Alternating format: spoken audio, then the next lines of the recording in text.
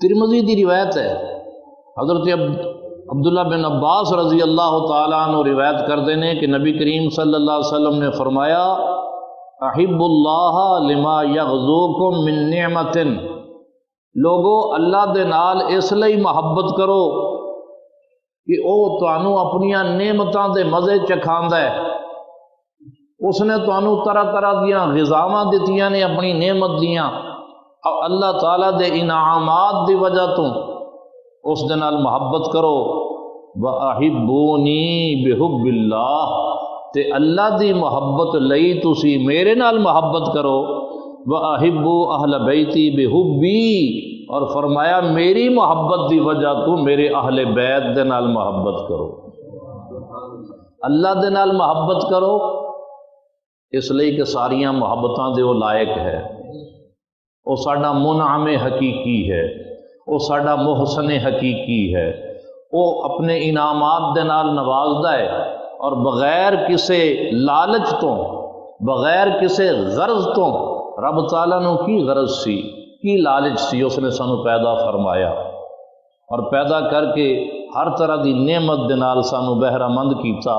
رب تعالیٰ نو تے ساڈے نال کوئی لالچ نہیں ہے، بغیر کسے لوس دے، بغیر کسے غرض دے، بغیر کسے لالچ دے،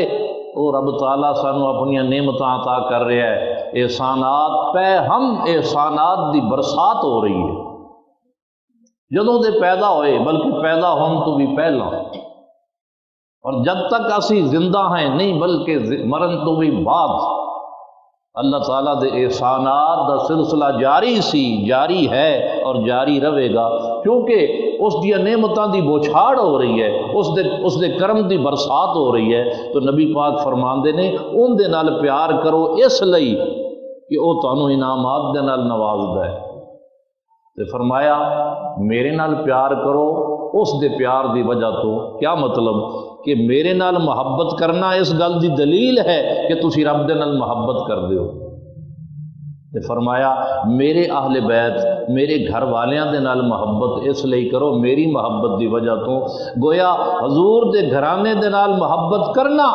یہ حضور نال محبت ہے، اور حضور دے نال محبت کرنا یہ رب تعالیٰ دے نال محبت ہے۔